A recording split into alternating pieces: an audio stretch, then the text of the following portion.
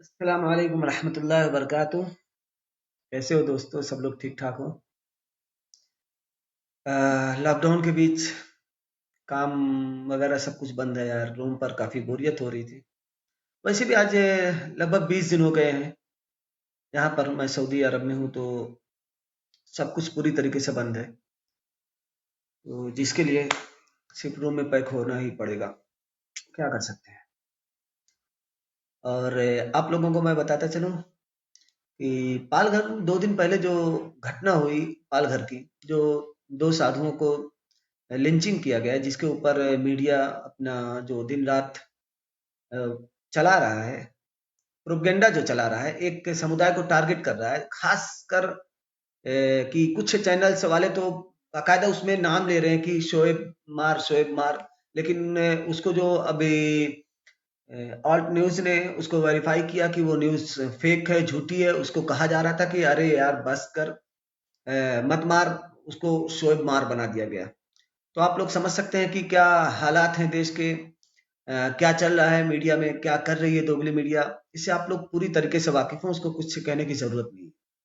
मैं ये कह रहा हूं कि आज जो कि सरकारी आंकड़े 167 लोगों की लिंचिंग हुई है, उसके बाद ये 2 साधुओं की जो लिंचिंग हुई उसको मेन हेडलाइंस मिल रही है, सब कुछ मिल रहा है। तो क्या मैं पूछना चाहता हूँ, मुसलमानों का खून इतना सस्ता है कि उनकी लिंचिंग पर किसी अखबार के एक छोटे से पन्ने पर भी आपको नहीं मिलेगा।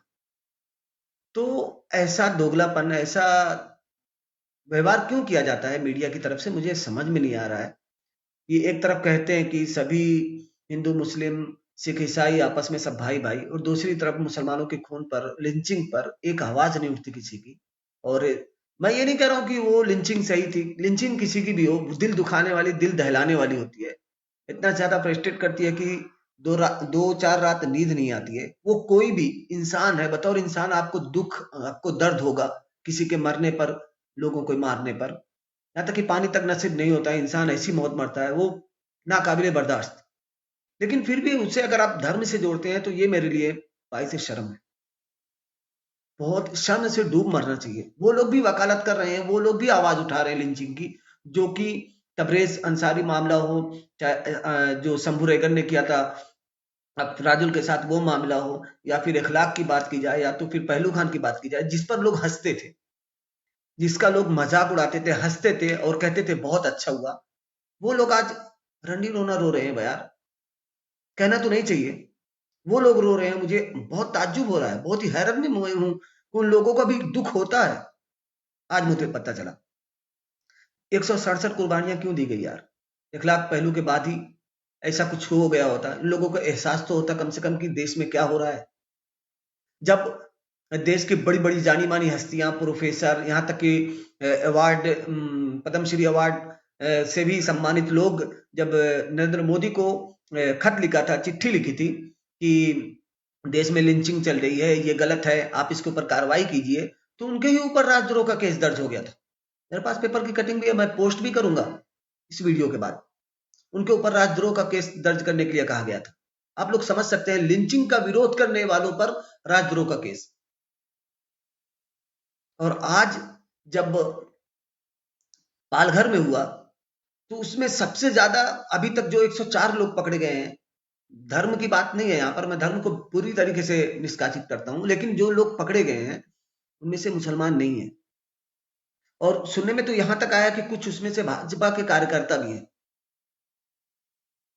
तो हर जगह से आप लोग धर्म मत टटोलिए, धर्म मत देखिए। अभी क्या कम था कि कोरोना को भी धर्म से जोड़ा गया, अभी क्या कम था कि यहाँ तक कि कहीं भी कुछ भी होता है। अब तो सेकुलर जो पार्टियां हैं, जो मैं खास तौर से कहना चाहूंगा समाजवादी पार्टी को, उनके भी कुछ कार्यकर्ता हैं, बाकायदा खुलकर कहते हैं कि फलानी जगह इतने वो पकड़े गए, जिसमें से 19 जमाती हैं, 18 जमाती।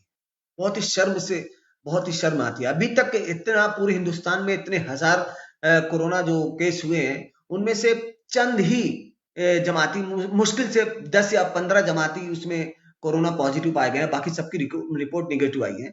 उसके बाद भी अगर इल्जाम उन पर आता है तो ये बहुत ही बेवकूफी वाली बातें हैं, बहुत ही शर्म वाली बातें हैं। दुख होता है कि इस देश का नागरिक होने के नाते कि हमारे देश में ऐसे ऐसे लोग हैं, ऐसी ऐसी प्रजातियां पाई जाती हैं, कहा जाए तो, जिनकी इतनी भी बुद्धि नहीं है, इतनी भी समझ नहीं है कि वो किस चीज को, किस मामले को लेकर धार्मिक बना देते हैं, वो समझ से बाहर है। और आजकल तो ट्विटर पे हंगामा सा मचा हुआ है, कुछ कमीनों की वजह से, कुछ बेवकूफ़ों की वजह से, अरब कंट्री से जो यहाँ पर इंडिया के जो ट्रोलर हैं, अरब कंट्री को भी ट्रोल कर रहे हैं, जिसकी वजह से अरब कंट्री से भारत से रिश्ते के दरमियान थोड़ी-सी खटास बढ़ रही है। और मुझे ऐसा क्यों लगता है कि आने वाले कुछ समय में शायद अरब कंट्री से भारत के हिंदुओं को, खास तौर से एक समुदाय को निकालने की बात की जा रही है, जो कि अभी बहुत तेज़ ज़ोर पर पकड़ी है। तो मैं उन लोगों सभी से गुज़ारिश करता हूँ कि आप लोग अपना उन ट्रोलर्स का विरोध करिए। आप लोग सऊदी अरब में हैं, कुवैत, कतर, ओमान, बहरीन, जहाँ कहीं भी हैं, आप लोग उनका विरोध करिए जो कि मुस्लिम के खिलाफ लिखते हैं, मुस्लिम के खिलाफ बोलते हैं। तो शायद इससे कुछ आप लोगों के बात बने, क्योंकि देखिए सत्य जो है सत्य ही होता है। अगर किसी की लिंचिंग होती है तो आप उसका समर्थन किसी भी हालत में नहीं कर सकते, क्योंकि अगर देश में कानून है, देश में जो कानून बनाया जाता है किसी भी देश का, उस कानून का पालन करना हर एक नागरिक का कर्तव्य होता है। तो मुझे ये बात बता दीजिए, अगर किसी ने कोई गलती की है, चाहे वो हिंदू हो या मुसलमान हो, उसको आप लोग किस आधार पर उसकी जान लेते हैं? किस आधार पर लिंचिंग करते हैं? क्या पुलिस और कानून पर कोई भरोसा नहीं है? अगर पुलिस और कानून कोई मतलब ही नहीं रखता आप लोगों के लिए, तो फिर उसको आम जनता का जो टैक्स होता है, उनको सरकार जो सैलरी देती है, इसका मतलब क्या होता है? मुझे आप इतना ही बता दीजिए। जब फैसला आपको खुद ही करना है, आप ही सब कुछ अपने आप को मान बैठे हो, तो फिर क्या ज़रूरत है पुलिस प्रशासन की? क्या ज़रूरत है कोर्ट की? क्या ज़रूरत है कचहरी की? देश को समझना चाहिए, देश को सोचना चाहिए, हर एक नागरिक को सोचना चाहिए, क्योंकि हर एक नागरिक का ये कर्तव्य है कि एक दूसरे को समझ कर चले, एक दूसरे को समझाएं। आप लोगों को अपनों के बीच में बैठे हुए लोग भी अंदर से कुछ और, बाहर से कुछ और मुखौटा पहन कर आते हैं।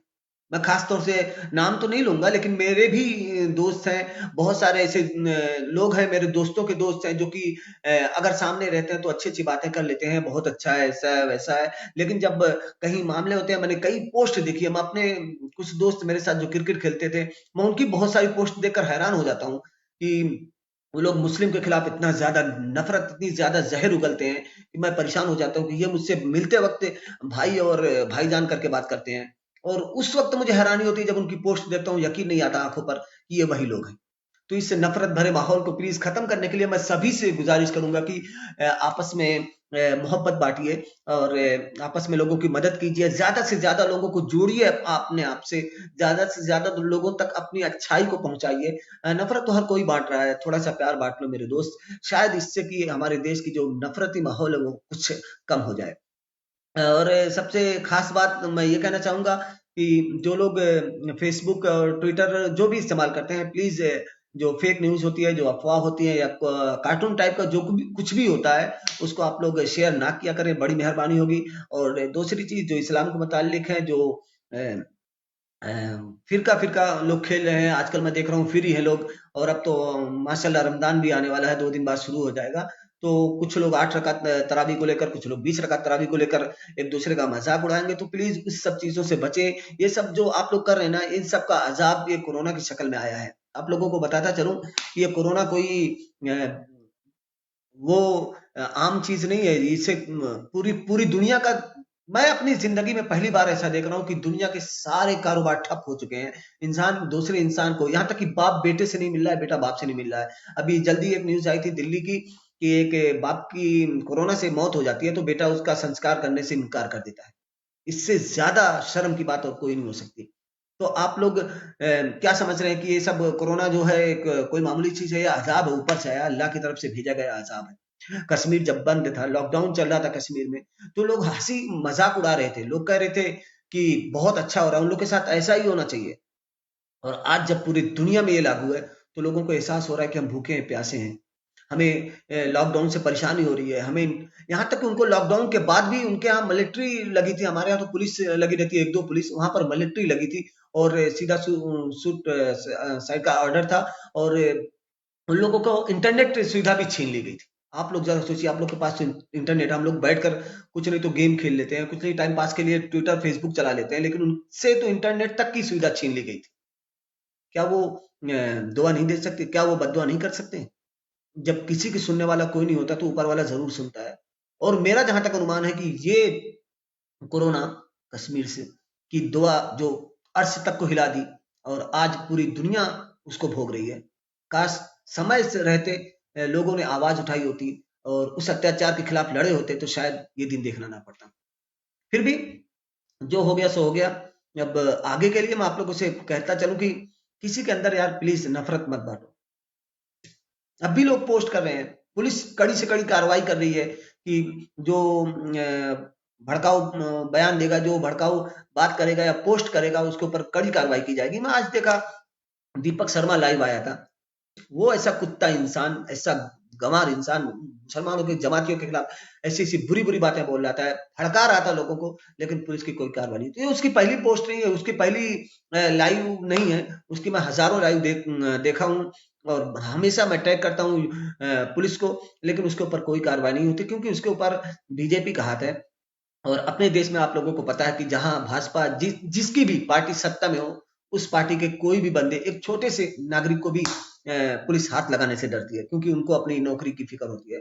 और ये बात सही भी है, कानून इतना सस्ता है हमारे देश में, कानून इतना डरा हुआ है कि ये जो खादी पहनने वाले हैं उनको जैसे चाहे इस्तेमाल कर सकते हैं। तो प्लीज आप लोग अपना ख्याल रखें और लोगों के बहकावे में ना आए। और किसी भी गरीब की, मैं खासतौर से आया हूँ लॉकडाउन में, जो लोग गरीब मजदूर हैं, कोई भी हो, प्लीज प्लीज सभी से मैं बहुत ही मुअद्दबाना अंदाज में गुजारिश करता हूँ कि प्लीज धर्म ना देखें, लोगों की मदद बिना भेदभाव के करें।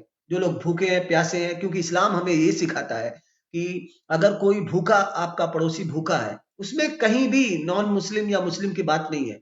अगर आपका पड़ोसी भूखा है तो आपका पहला निवाला हराम है। तो इस चीज को समझने की कोशिश कीजिए कि आप लोगों तक जो मदद पहुंचा रहे हैं उसमें हिंदू मुस्लिम ना देखें, बल्कि सभी लोगों को जिनको जरूरत है इस वक्त, उनकी प्लीज प्लीज मदद करें। उनके खाने का, उनके राशन का, अपने अपने पास से जो आपके पास है उसका आधा उनका हक हो जाता है अगर उनके पास नहीं है, कोई साधन नहीं आता है तो प्लीज इस बात का खास ख्याल रखें। क्योंकि एक नबी का, एक सहाबा का जमाना था जो घर में कुछ नहीं होता था, अपना अपना खाने का निवाला लोगों के मुंह तक पहुंचाते थे। और आज हमारे घर में 10 कुंटल, 15 कुंटल, 20 कुंटल अनाज होने पर भी हम सोचते हैं और लोगों के बीच जाकर चंदा करते हैं, तब उसके बाद लोगों तक हम पहुंचाते हैं, अनाज पहुंचाते हैं या मदद पहुंचाते हैं। उसके बाद भी ये आशा करते हैं, उम्मीद करते हैं कि आने वाले प्रधानी में, आने वाले महाप्रधानी में, आने वाले विधायक के इलेक्शन में, आने वाले इलेक्शन में हमारे हमको वोट देगा। इस आधार को बनाकर हम लोगों की मदद कर रहे हैं। ये बहुत ही दुख की बात है। और अभी अभी मैंने एक पोस्ट की जौनपुर से लेकर के 4 विधायक के जो कि जौनपुर के थे, उन्होंने फंड दिया था कोरोना वायरस के चलते लोगों पर, जो कि जो खर्चे आ रहे हैं, जो राशन बट रहे हैं, इन सब को लेकर फंड दिए थे। उन 4 विधायकों ने अपने अपने पैसे वापस ले लिए हैं, जो कि 3 बीजेपी और 1 बसपा से हैं।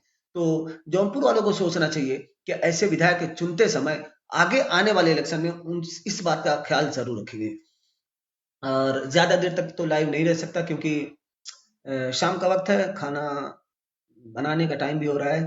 तो अब यहाँ पर कुछ है नहीं, या खाओ बनाओ और सो, या फिर मोबाइल देखो या मोबाइल चलाओ। तो प्लीज मैं अपने सभी हिंदुस्तानी भाइयों से गुजारिश करता हूँ कि आप एक दूसरे लोगों की मदद करें। और मैंने अभी एक पोस्ट की थी, दिल्ली में हमारे भाई साहब हैं, थोड़ा परेशान हाल है उनकी पूरी फैमिली, तो मैंने पूरा पोस्ट डाला है। जिन जिन भाई को भी अगर मालूम है या वो पता उनके नजदीक है तो प्लीज उनके खाने पीने का इंतजाम करें। और एक दूसरे की मदद करना ही ये जो दुनियावी उसूल है, हमारा फर्ज भी है और इस्लाम हमें सिखाता भी है। और हर इंसानियत के नाते हर इंसान का फर्ज है कि किसी को भी आप बीच मतलब कि परेशान हाल छोड़ नहीं सकते, चाहे वो कोई भी मामला हो। लोग तमाशाई बनकर देखते तो हैं, आजकल तो नया फैशन है कि मोबाइल निकाल कर वीडियो बनाते हैं, लेकिन मदद करने नहीं जाते। तो प्लीज प्लीज आप लोग बिना किसी भेदभाव के लोगों की मदद करें। आप लोगों का बहुत बहुत शुक्रिया लाइव देखने के लिए और मुझे सुनने के लिए। अल्लाह हाफिज।